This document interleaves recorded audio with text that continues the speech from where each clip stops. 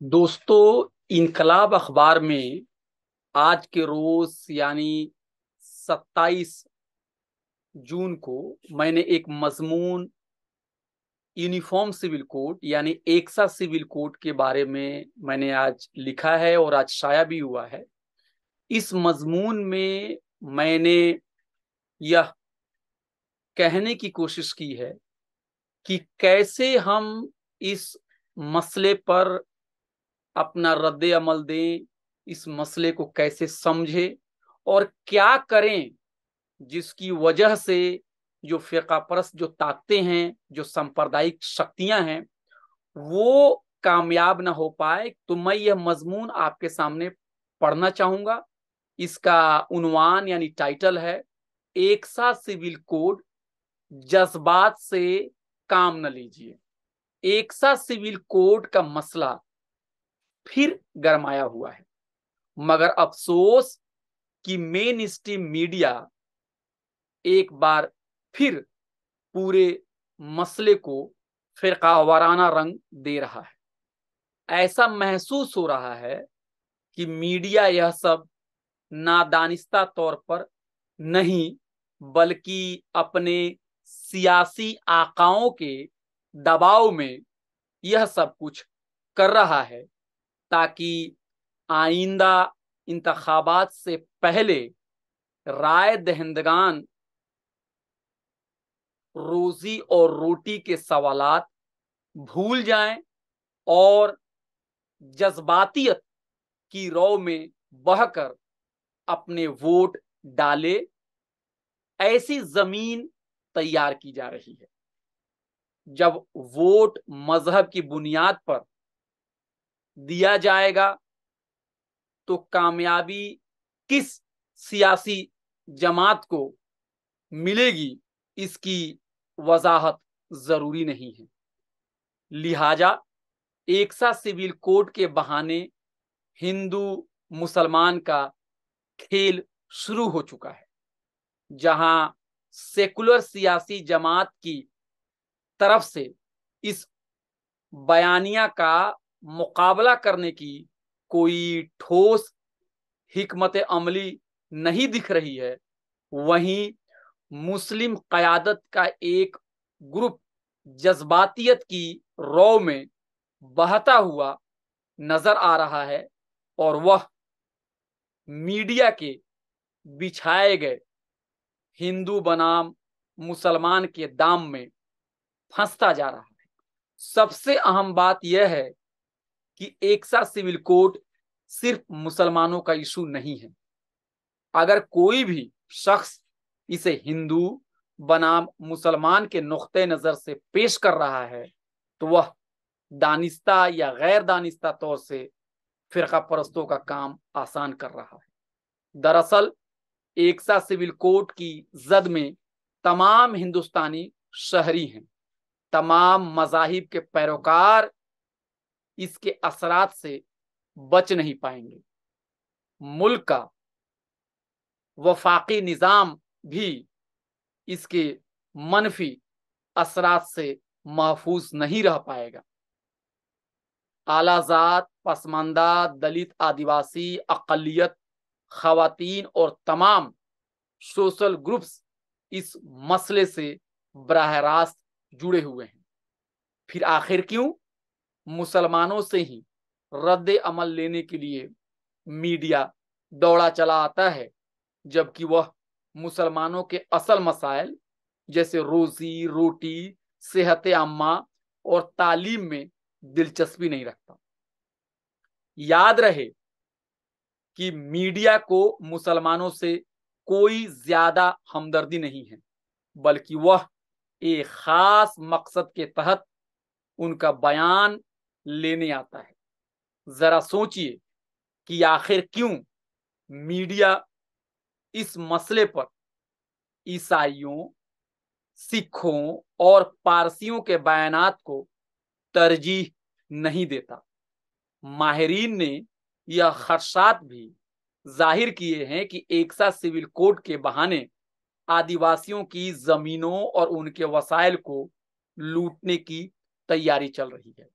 यह बात मुस्लिम लीडर अपने प्लेटफॉर्म से नहीं उठा रहे हैं कि आदिवासियों के आईनी हुकूक के लिए एकसा सिविल कोड एक बड़ा खतरा है और मुसलमान आदिवासियों की क़यादत में लड़ने को तैयार हैं।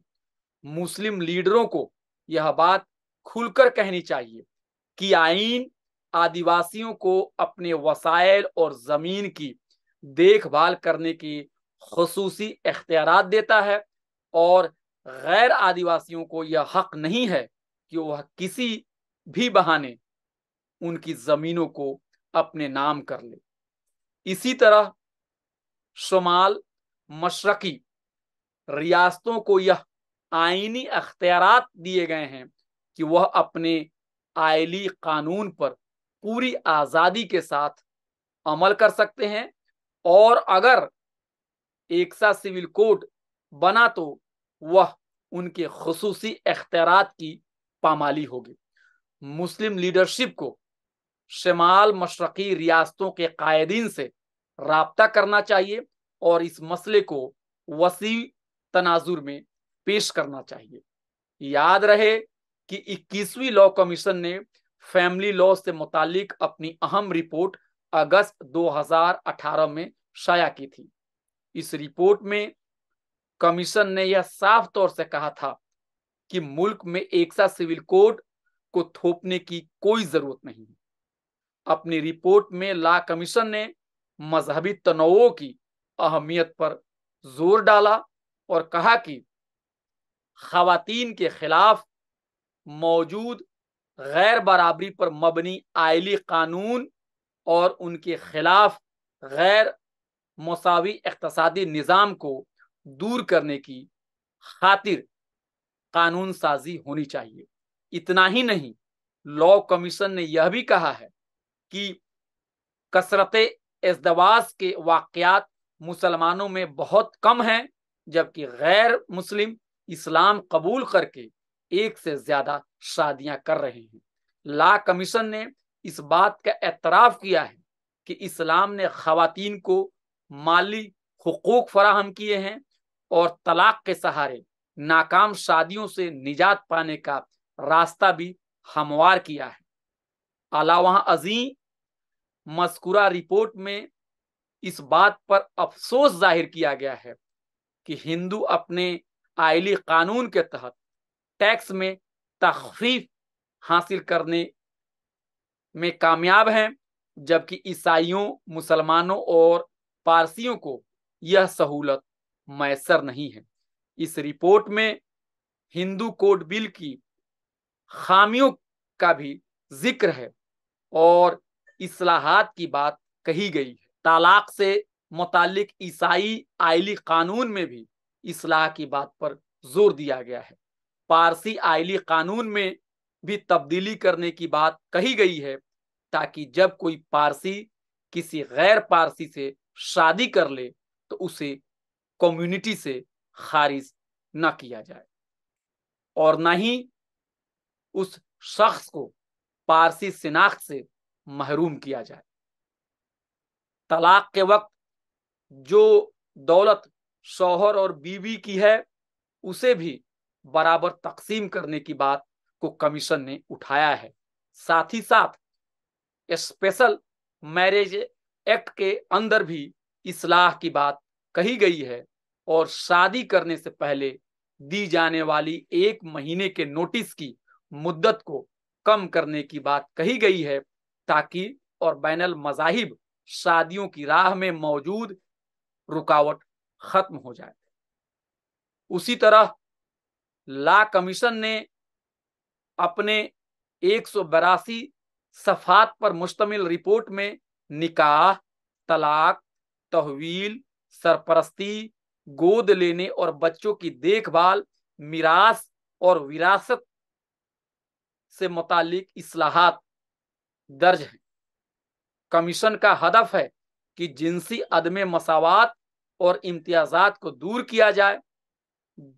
जब खुद लॉ कमीशन एकसा सिविल कोड को खारिज कर चुका है और आयली कवानीन को वसी तनाजुर में देख रहा है तो फिर इसे हिंदू बनाम मुसलमान तक लाकर महदूद कर देना काफी नुकसानदेह है। आईन के माहिरीन का भी कहना है कि एकसा सिविल कोड मुल्क के वफाकी ढांचे के खिलाफ है, क्योंकि आइली कानून बनाने के इख्तियारात मरकज के साथ साथ रियासतों को भी है।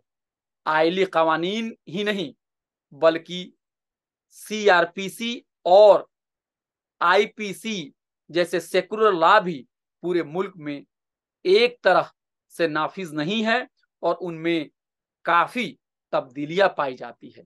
इसलिए एक मुल्क में एक कानून थोपने की बात करना जमीनी हकीकत के खिलाफ है और ऐसा कदम मुल्क के मफाद में हरगिज नहीं है। आजादी के वक्त जब एकसा सिविल कोड की हिमायत में कुछ आवाजें कानून साज काउंसिल में उठी थी, तब बाबा साहब अम्बेडकर ने मेंबरान को मुतनब्बे किया था कि हुकूमत कोई भी ऐसा कानून न बनाए जिससे आवाम बगावत करने पर आमदा हो जाए। इख्तलाफ के मद्देनजर इस मसले को रियासत के रहनुमा उसूल का हिस्सा बना दिया गया और इस पर कानून बनाने की जिम्मेदारी को मुस्तकबिल पर छोड़ दिया गया। एक जमाने तक तरक्की पसंद तबका भी एकसा सिविल कोड की हिमायत करता था, मगर जब बात सामने आने लगी कि इस इशूज के बहाने हिंदू फिरका परस्त एक मखसूस कल्चर को पूरे मुल्क पर मुसल्लत करना चाहते हैं, तो रोशन ख्याल लोगों ने अपना मौकिफ बदल लिया। यह हकीकत हमेशा जहन में रहे कि एकसा सिविल कोड के नाम नेहाद पैरोकार का असल मकसद मुल्क को एक रंग में रंगना है और आदिवासियों की जमीन को गैर आदिवासी ताकतवर लोगों के हवाले करना है। अगर ऐसा नहीं है तो मरकजी हुकूमत के साबिका लॉ कमीशन की रिपोर्ट पर तवज्जह क्यों नहीं दी? इंतखाबात से ऐन कब्ल 22वें लॉ कमीशन के तवस्सुत से क्यों एक बार फिर एकसा सिविल कोड की बहस छेड़ दी गई है? आखिर क्यों इस पूरे मुबाहसे में मुसलमानों को निशाना बनाया जा रहा है? कुछ मुस्लिम लीडर जज्बाती रद्द अमल देकर उनके खेल का हिस्सा बन रहे हैं। इस नाजुक हालात में मुस्लिम कायदीन से मुअद्दबाना अपील है कि वह इस लड़ाई में मुल्क के दीगर महकूम तबकात के साथ इत्तेहाद पैदा करने की कोशिश करें और इस सवाल को तारीखी, समाजी और सियासी नुक्ते नजर से देखें।